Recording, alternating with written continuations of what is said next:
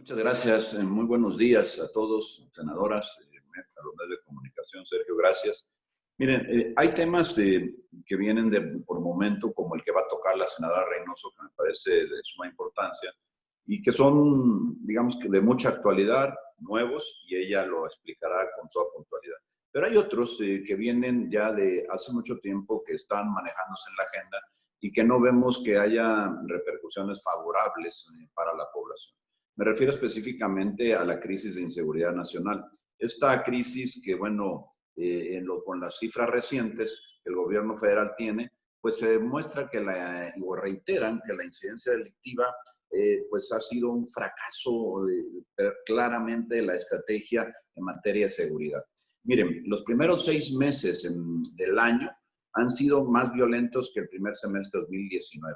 17.982 personas fueron asesinadas. Esto significa que cada 4 horas le arrebatan la vida a un mexicano o una mexicana. Ojo, ya no se puede echar la culpa al año anterior, que significaría otro gobierno anterior. Estamos hablando ya de datos comparados de este gobierno en este año contra los datos de este mismo gobierno el año pasado. Aprobamos la Guardia Nacional, se pidió, se hizo pues todo aquello lo necesario para poder garantizar que pudiera servir. Y pues no ha funcionado. ¿Por qué? Por lo mismo, por la falta de estrategia. Vemos que los homicidios dolosos han aumentado, precisamente, por cierto, en aquellos lugares en donde hay pues, destacamentos importantes de la Guardia Nacional, en 6 de los 10 estados que mayor número tienen, han aumentado en proporciones muy importantes. Por supuesto, el confinamiento no ha detenido la violencia. Crecieron los secuestros 35%, las víctimas de extorsión 9%. Ha habido 62 masacres en 2 estados en donde han muerto 402 personas. Bueno, hoy vemos que hay acciones que significan un abierto desafío al gobierno federal. El atentado hace apenas unos cuantos días aquí en la Ciudad de México, lo que está sucediendo con este video y que de alguna forma reta a las Fuerzas Armadas por parte de un grupo delincuencial, una falta de estrategia reiterada. A mí me parece que al Ejército y a la Armada, que por supuesto ellos están de alguna forma a salvo de este tema, la estrategia corresponde al gobierno federal, a la Secretaría de Seguridad. Bueno, lo que me parece a mí que los han puesto a hacer muchas labores, demasiadas, y bueno, no hay inteligencia, no ha funcionado las cosas como debieran de dar los resultados con la gente que se tiene. Y, por supuesto, las Fuerzas Armadas hoy cargan con una culpa que no es suya. Es preocupante, además, que el presidente López Obrador reiteradamente hable de los derechos humanos de los delincuentes, pero no vemos que se conmueva ni atienda el sufrimiento de las víctimas, por supuesto, el crimen organizado, y por supuesto, ya vimos que la solución no tiene que pasar por los abrazos. Se requiere inteligencia, lo tenemos que reiterar. Hay cosas que me parece a mí que hay que hacer, porque no es solamente esta estrategia de poder criticar. Yo creo que hay que hacer un llamado a la unidad nacional, insistir en un esfuerzo por utilizar inteligencia, tecnología y conciencia para combatir el crimen, buscar a lo mejor con el país vecino del norte un acuerdo para poder contener pues, el tráfico de drogas, de dinero, de armas, tratar de llevar a cabo acciones que hoy no se ve que se están llevando y que por supuesto están arrojando los resultados que ya vimos. Y unos datos que revelan un problema muy serio son los feminicidios, ¿no? Lo que está ocurriendo, el crecimiento que se ha tenido.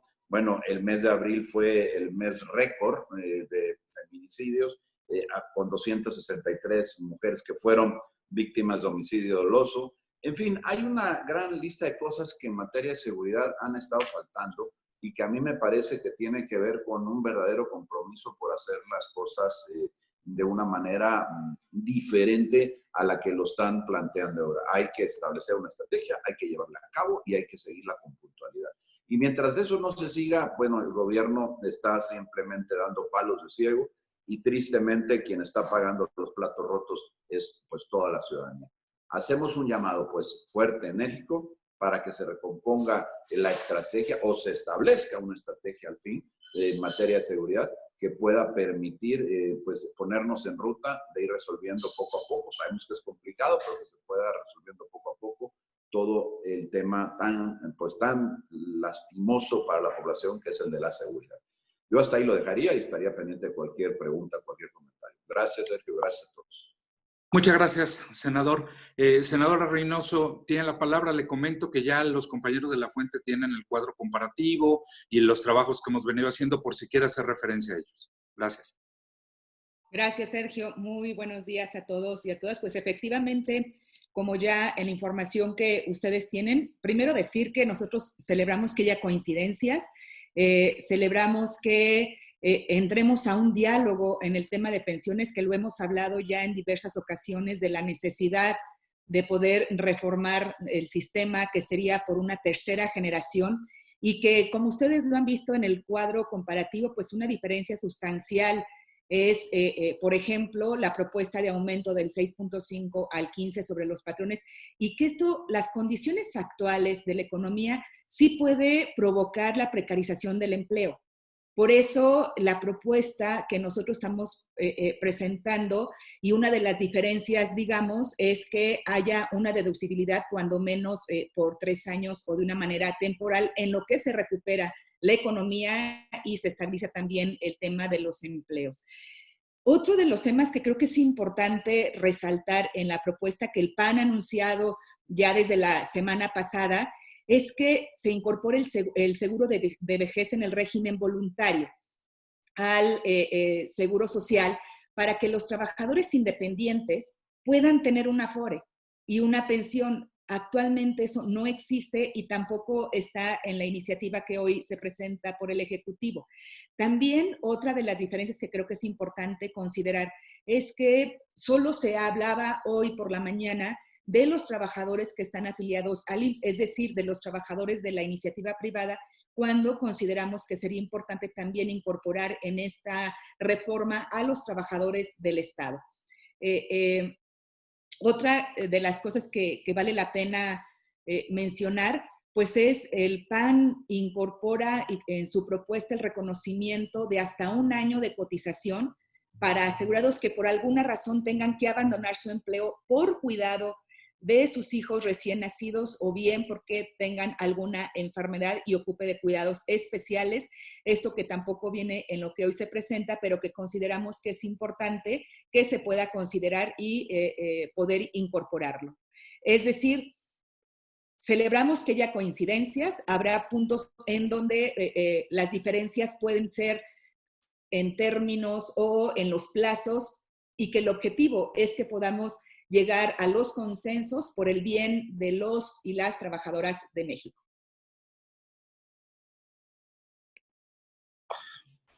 Muchas gracias, senadora. Perdón, una disculpa, senadora Cruz.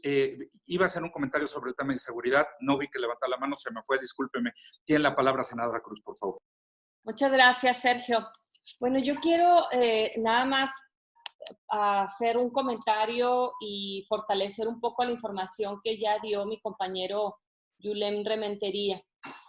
Comentarles que, por ejemplo, el 20 de julio pasado, el presidente López Obrador, junto con el secretario de Seguridad Pública, Alfonso Durazo, presentaron el informe sobre resultados en tema de seguridad, destacando algunos datos. Ellos decían que el homicidio doloso marcó un menos 0,8%, argumentando que se llevan 4 meses a la baja sobre este tema. Coincide exactamente con el tema de la pandemia por el COVID-19, sin embargo, el gobierno federal lo toma como un logro de su gobierno cuando es evidente el porqué de esta estadística que, según sus datos, obviamente, pues son los que proporcionan. Evidentemente, entre enero y junio de este año, los feminicidios en México registraron un repunte del 7.7% en relación con el mismo periodo del año 2019, según los datos del propio Secretariado Ejecutivo del Sistema Nacional de Seguridad Pública. Tema que ha sido evadido por el presidente y en el que se le ha pedido por parte de legisladoras, organizaciones sociales, instituciones académicas y organismos internacionales implemente ya una estrategia seria y una política real, y no solo lo haga mediante evasivas y discursos que solo llevan a la confrontación, ya que las cifras y los casos siguen en aumento. Yo quiero platicar un poco sobre, y aquí remarcar, se ha hablado por parte del presidente de la República sobre la inseguridad en ciertos estados. Obviamente él hace referencia a estados gobernados por el PAN. Yo quiero decirles que precisamente Baja California, que es un estado gobernado por Morena, ya se colocó en el segundo lugar de la lista que enumera los 10 estados con mayores tasas de homicidios dolosos en México. Se ha detallado también que los homicidios dolosos en el caso de Baja California, Sonora y Chihuahua se deben a una disputa y dominio por el trasiego de drogas hacia Estados Unidos. Entre los meses de marzo a mayo del 2019, con los mismos meses que inició la pandemia de coronavirus en el 2020, Baja California ha crecido en un 18.47 de un 18.47 a 20.96% en la tasa de homicidios. Datos que se manejan precisamente en la página electrónica de la Fiscalía General del Estado, que informan que de marzo a mayo del 2020 se registraron alrededor de 774 homicidios dolosos, mientras que en el año 2019 se registraron 668. Yo quiero comentarles que sumado a esto, el gobernador Jaime Bonilla, en este caso obstinado con su permanencia en el gobierno, no ha presentado un plan de seguridad para el Estado, ni objetivos claros, ni metas que propongan una estrategia efectiva sobre seguridad y el combate al delito que tanto está afectando a las y los bajacalifornianos. Él sigue en la misma cerrazón de no transparentar e informar al estilo gobierno federal, y obviamente vemos aquí cómo el gobierno federal además redujo el 30% del presupuesto asignado a la Secretaría de Seguridad y Protección Ciudadana en este año, y es probable que los rubros más afectados tengan que ver con tareas de prevención del delito, procuración de justicia y readaptación social, todos componentes de una estrategia de seguridad que serían efectivas. Como ya lo comentó mi compañero Yulén Rementería, obviamente la falta de estrategia en materia de seguridad se refleja también en los gobiernos estatales que gobierna el partido en el poder, es decir, el partido de Morena.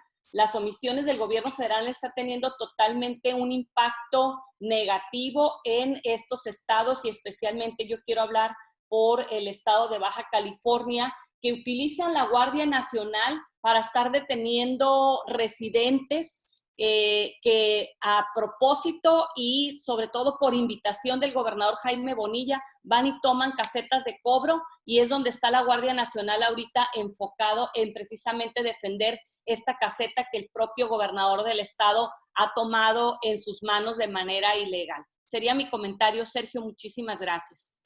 Muchas gracias, senadora. Empezaríamos con la lista de preguntas y respuestas. La primera es de Víctor Mayén, quien me pide hacerla. Le pregunta, senadora Reynoso, si usted considera que el Consejo Coordinador Empresarial y el Gobierno Federal se piratearon la iniciativa presentada por el grupo la semana pasada.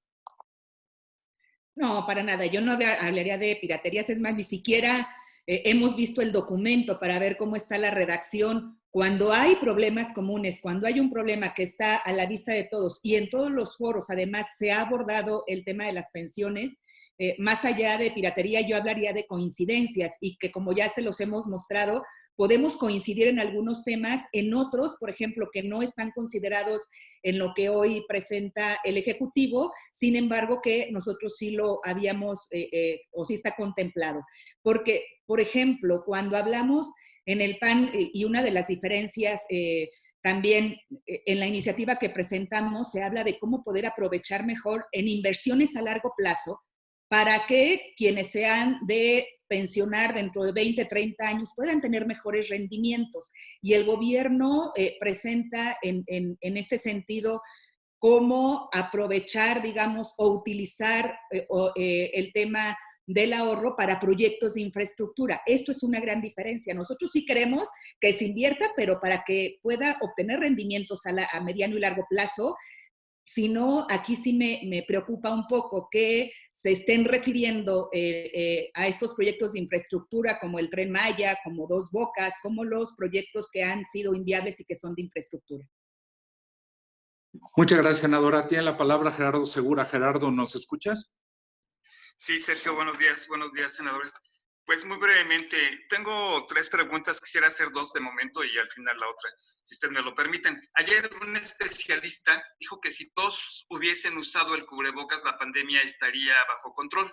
El secretario de Hacienda dijo que el uso del cubrebocas sería clave para la recuperación económica, pero hoy López Obrador dice que si eso fuera así, pues se pondría el cubrebocas de inmediato, pues de alguna manera desvirtuando pues lo que puede evitar el cubrebocas, no tanta muerte. Así que considero, y la pregunta es concreta, López Obrador se ha negado una y otra vez a usar el cubrebocas, por tanto, pues para muchos López Obrador y López-Gatell son directamente responsables de tantas muertes de personas que siguieron su ejemplo y no usaron el cubrebocas. Y también es culpable de una crisis económica mayor, así como la del enorme desempleo que hay por la falta de, cuando menos por este punto clave que es el cubrebocas, y además porque no hay una estrategia en contra de la pandemia.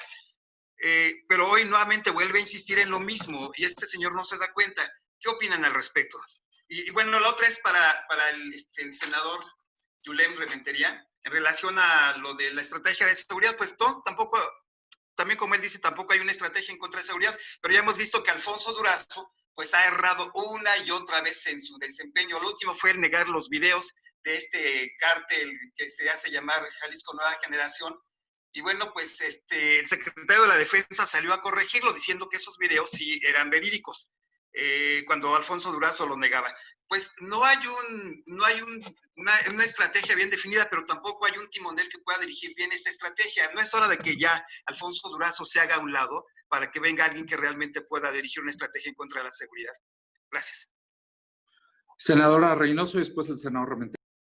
Sí, Gerardo, a ver, sobre la primera pregunta, pues no es la primera vez que se contradice al interior del gobierno federal en donde un funcionario dice una cosa y el presidente dice otra. Creo que ha sido el principal problema en el manejo de la pandemia, la contradicción del gobierno federal. Mientras se declaraba la pandemia, el presidente seguía invitando a salir. Mientras se decía que se usara el cubrebocas no solamente en México, sino por la propia OMS, otros países que van más adelantados en el manejo de la pandemia, en México se seguía diciendo que no era necesario. Es decir, pues no es de extrañarnos que ahora nuevamente el presidente contradiga a uno de sus funcionarios, porque ha sido el modelo de conducción de su estrategia, que con los resultados que se han tenido, pues de estrategia no tiene absolutamente nada. Gracias, senador Rementería. Y si quieres, Gerardo, al terminar, senador Rementería, haces la tercera de una vez, por favor. Senador Rementería. Con mucho gusto, gracias. Mira, Gerardo, yo abundaría solo una parte en el tema que ha comentado bien ya la senadora Reynoso. No es el tema de cubrebocas nada más, el tema de, por ejemplo, de las pruebas. Hay que recordar cuántas veces se ha insistido desde el inicio de esta pandemia en que se llevaran a cabo pruebas y pruebas, y cuántas veces el subsecretario y el propio presidente han negado la posibilidad de que se hagan. Y esto, por supuesto, que ha provocado más muertes. Yo, desde luego, creo que el mal manejo de la pandemia ha provocado más muertes. En otras palabras, el gobierno ha sido responsable de muchas muertes que no debieron de ocurrir. Eso por un lado. Y por otro lado, en la materia de seguridad, coincido contigo. Me parece a mí que lo que hace falta es una estrategia. No puede ser que uno diga una cosa y otro diga otra cosa. En una fue el presidente y el secretario de Hacienda, y en otra fue el secretario de Seguridad y el secretario pues, el general del ejército. Entonces, lo que tenemos es precisamente una descoordinación total y pues claro, ante esta falta de coordinación, de control, de estrategia, de seguimiento puntual de los casos que se tienen que llevar a cabo, de cómo atender, cómo regionalizar, porque no es lo mismo en un estado que en otro, pues todas las circunstancias para enfrentar con éxito pues, la seguridad, pues tenemos un fracaso total. A ver, cuando el presidente sale desde el inicio diciendo que se va a resolver con abrazos, que se va a resolver llamando de la atención a los papás, a las mamás, a los abuelitos y todo eso, pues te das cuenta que es un gobierno de ocurrencias. A ver, no se va a resolver de esa manera nunca en la vida. Aquí estamos hablando, la delincuencia existe porque hay intereses muy poderosos y porque al final de cuentas lo que están peleando es por el control de áreas y no se va a resolver porque alguien lo desee, se necesita una estrategia y eso es lo que no hay justo en este país. Ni siquiera lo están intentando diseñar, entonces es gravísimo y por eso están las cosas como están, en donde vamos cada mes, vamos rompiendo los récords anteriores y ya no hay para quién señalar, porque como lo dije hace un rato, ya las cifras les pertenecen, lamentablemente para México, pero les pertenecen a este gobierno y por supuesto que han sido mucho más elevadas que lo que venían dándose en gobiernos anteriores. Gerardo, tu tercera pregunta, ¿cuál era?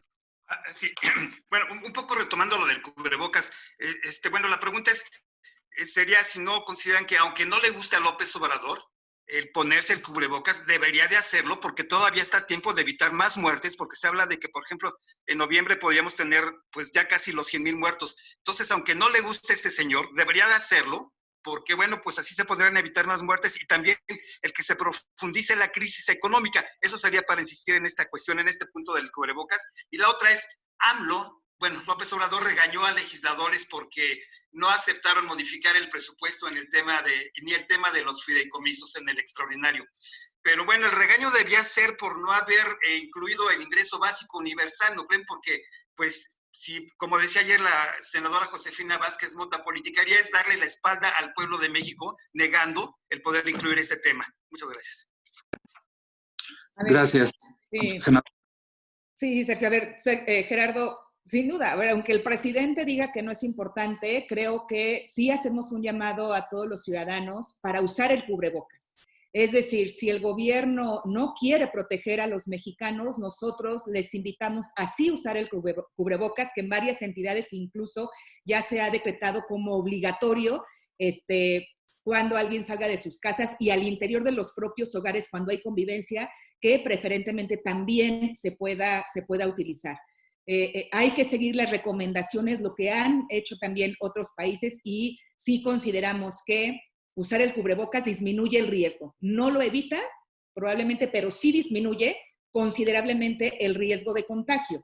Qué lástima que pues quien debiera dar el ejemplo no lo dé y haga todo lo contrario. Entonces, insistir, sí hay que usarlo y hay que hacer este llamado también a la población para protegernos de posibles riesgos y disminución de contagios. Y sobre el segundo tema, pues a ver, evidentemente el ingreso básico universal, lo dijimos desde el principio, es importante que se pueda aprobar y por ejemplo, aquí yo podría también compararlo. Se han hecho otras propuestas, nosotros nunca hemos hablado de piratería, sino de coincidencias, como le quieran llamar, pero que haya un ingreso básico para las familias. Y Gina tiene otro comentario. Senadora, por favor. Y muchas gracias, Güera. Yo nada más comentar que efectivamente, y como lo comenté, si en materia de seguridad los gobernadores de Morena están siguiendo el ejemplo del presidente López Obrador en este tema de salud, evidentemente pues siguen el mismo ejemplo. Aquí en Baja California no hemos visto en ninguna ocasión al gobernador Jaime Bonilla utilizando un cubreboca, inclusive en reuniones con gente, porque ya están haciendo reuniones en donde hay invitación de ciudadanía, y hay que comentarlo, acaba de salir hace un par de semanas la información de que Jaime Bonilla tuvo coronavirus y jamás lo vimos con un cubrebocas. La verdad que eso es lamentable porque es el ejemplo que le está dando a la ciudadanía o que le están dando a la ciudadanía pues prácticamente tanto pues gobernadores o en este caso el presidente de la República. Es decir, estamos viendo como efectivamente el presidente de la República lo comentó en su momento, que esta pandemia le venía como anillo al dedo a la cuarta transformación y efectivamente todas las decisiones que se están tomando vemos como les viene como anillo al dedo al retroceso precisamente de nuestro país. En este sentido, también comentarles que en cuanto a la propuesta que hizo Acción Nacional desde hace 104 días, en donde los diputados y senadores de Morena no han querido escuchar, yo creo que en este próximo periodo extraordinario debería de ser el único tema realmente importante que deberíamos estar nosotros tratando y se debería estar aprobando en beneficio de los mexicanos. Tal parece que este gobierno lo que menos le interesa precisamente es que este país salga adelante en materia de salud, en materia económica y en materia de seguridad pública. Sería mi comentario. Gracias. Senador Reynoso, por favor. Sí, yo nada más cerraría este tema, pues hoy fue más que evidente la subordinación que pretende el presidente del poder legislativo, ¿no? O sea, hasta públicamente le llama la atención a sus coordinadores por no hacerle caso, por no hacer lo que el presidente quiere y no lo que... Muchas gracias, senadora. Ricardo Salustio. Sí, buenos días. ¿Me escuchan bien? Adelante, por favor. Muy buenos días, senadora Reynoso. ¿Esta iniciativa de reforma a pensiones incluye la perspectiva de familia que usted siempre se ha caracterizado por ir en favor de la familia? Senadora Reynoso. Sí, Ricardo, sin duda, sin duda. A ver, esto es otra de las diferencias entre lo que vemos que no considera la iniciativa presentada por el Ejecutivo y que en el PAN sí lo hemos considerado, que es la perspectiva de familia, y es cuando nos referimos a que estamos considerando el reconocimiento de hasta un año de cotización para aquellos trabajadores o trabajadoras que tengan que abandonar su empleo, ya sea por el cuidado de hijos recién nacidos o bien porque tengan algún miembro de la familia y donde la única persona que lo pueda cuidar sea el trabajador, por ejemplo, alguna persona con cáncer. Este año lo que nosotros proponemos es que puedan seguir cotizando aunque no tengan el ingreso, pero que no pierdan la cotización. Gracias, senador. Muchas gracias, senador. Tiene la palabra Félix Muñiz. Félix, ¿nos escuchas? ¿Ahí me escuchas? Sí, perfecto. Adelante, por favor. Correcto. Bueno, en el tema de las pensiones, senadora, entonces, pues algunas modificaciones, la iniciativa que presenten por parte del Ejecutivo tendrán que haber algunas modificaciones, pero transitará, es decir, pasará sin mayor problema. En el tema de seguridad, le preguntaría al senador Julen Rementería sobre, pues todavía este asunto de los Oya no le toman su declaración, que tiene algunos privilegios o de qué se trata y qué comentario me puede hacer. Y también en Michoacán hubo ayer un enfrentamiento con el ejército y hubo ya 3 muertos por lo menos y también heridos. ¿Qué pasa en Michoacán? Y este ejército que ahora apareció del tal cártel de Nueva Generación, el gobierno federal parece que lo está tomando como una pantomima, pero ¿qué piensan ustedes? Gracias. Senador Reynoso, después el senador Rementería. Sí, mira, Félix, a ver, pues esperemos que se pueda sentar el diálogo a insistir en las coincidencias y que esperemos que transite. Porque, a ver, nosotros lo que presentamos es reformas a la Ley de Seguro Social, a la Ley del Instituto de Seguridad y Servicios Sociales de los Trabajadores del Estado, a la Ley de Sistemas de Ahorro para el Retiro y a la Ley del Impuesto sobre la Renta. Es decir, son 4 leyes. ¿Por qué? Porque buscamos en la ley del ISR la deducibilidad justo de los primeros años en lo que se recupera la economía de la aportación que deberán hacer los patrones, los empleadores. En la ley del Instituto o del ISSSTE, pues lo que buscamos es que también se reconozca y se pueda modificar para incorporar a los trabajadores del Estado en este sistema de pensiones y la ley del Seguro Social con estas diferencias que ya hemos mencionado. Entonces, pues ojalá que digamos, hay que esperar a que llegue y saber exactamente qué artículos es lo que está proponiendo el Ejecutivo, pero que se consideren las 2 iniciativas para poder complementar. En las coincidencias estamos para sumar y que sea lo mejor para México y que esperemos puedan ser considerados y pueda transitar. Pero algo muy importante, no podemos perder de vista la situación económica por la que están pasando el país, el mundo y específicamente a los empleadores, es decir, a los patrones. Aguas con querer cargarle todo el costo de lo que esta modificación implica solo a los patrones sin que haya esta temporalidad en donde puedan hacer deducible su aportación. Porque lo que queremos sí es que se fortalezca el sistema de pensiones, pero sin estrangular a las empresas. Ahora, senador, hay una precisión, si me permite. Ya precisamente el senador Ricardo Monreal dijo que parece que lo van a discutir en Parlamento Abierto, donde van a invitar a los empresarios. ¿Estarían ustedes en este tenor también? Sí, por supuesto, creo que es muy importante. El tema lo hemos platicado con los organismos empresariales, o sea, insistimos, hay coincidencias y en aquellas que no están consideradas de lo que nosotros proponemos, esperemos que las puedan considerar para que sea una reforma más fuerte, más sólida, y evidentemente para el beneficio de los trabajadores y de los empresarios, insistiendo en esta temporalidad de deducibilidad al ISR sobre la aportación de los empleadores. Gracias. Gracias, senadora. Senador Rementería. Yo quisiera comentar que me parece a mí que este gobierno lo que le ha dado es realmente muy poca importancia al problema de seguridad.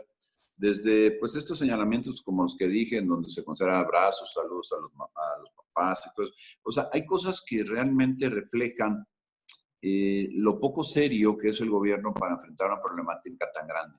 Y claro que cuando no se considera el problema de la magnitud que se tiene, pues se dan casos como los que estamos viendo, donde pues de repente está desbordándose la delincuencia, pues la aparición de grupos armados, lo que comentas de Michoacán, en fin, cosas que, pues, que no debieran de verse, que debían de estarse atacando. Y respecto al tema de Lozoya, es una muestra más de cómo se hacen las cosas desde la presidencia, porque en esto no involucraría yo a la fiscalía, pero desde la presidencia, concretamente para temas, para sacarle una raja electoral. ¿Y por qué lo digo?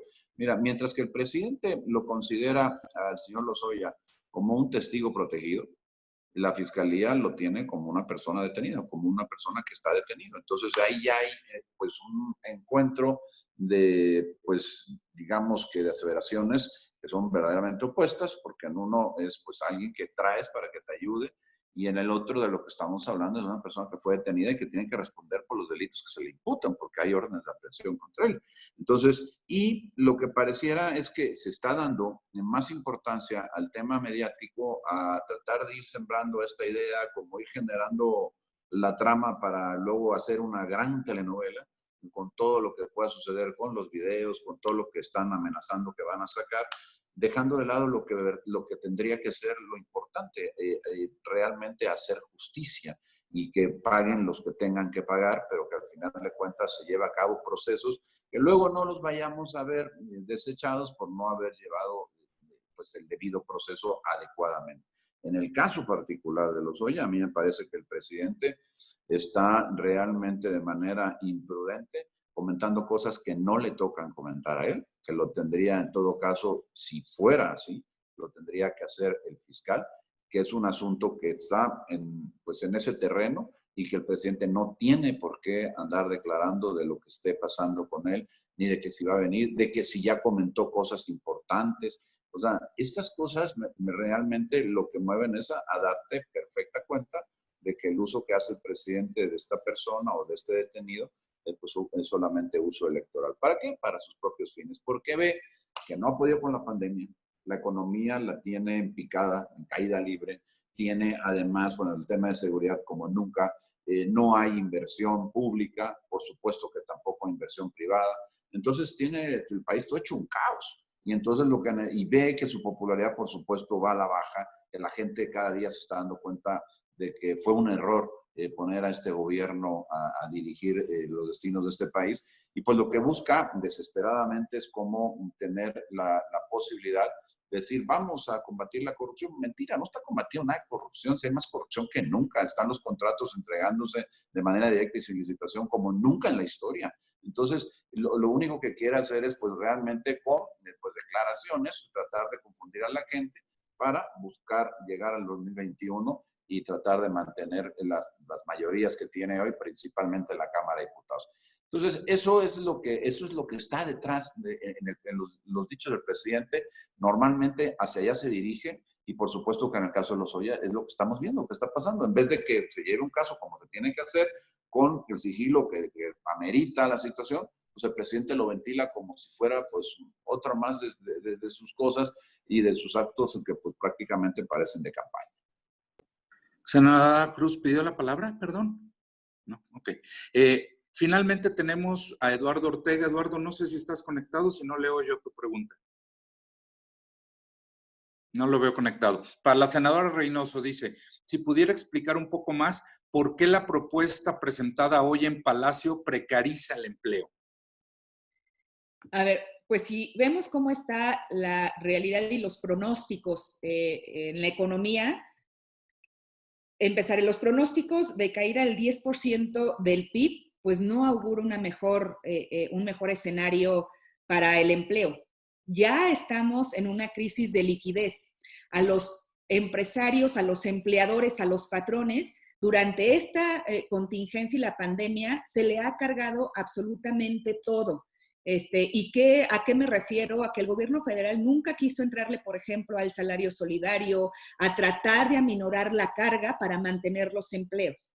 Entonces, ¿por qué digo que precarizaría el empleo? Pues porque lo que se ocupa ahorita es de poder estabilizar la economía, de fortalecerla, de generar más empleos. Insisto, si nuevamente se le carga todo al patrón, ¿y por qué digo que es cargar al patrón? Cuando se elevan las cuotas del 6.5 al 15%, esto es la aportación del patrón, y que será gradual, y por eso insistimos en que sea deducible al ISR. Por eso nosotros incluimos la reforma al ISR para minorar la carga, porque lo que se ocupa pues es de que se puedan generar empleos y no que esto signifique una carga que logre la disminución o que finalmente no se logre el objetivo. Y sí hay síntomas reales por los pronósticos que nos han dado de la precarización del empleo.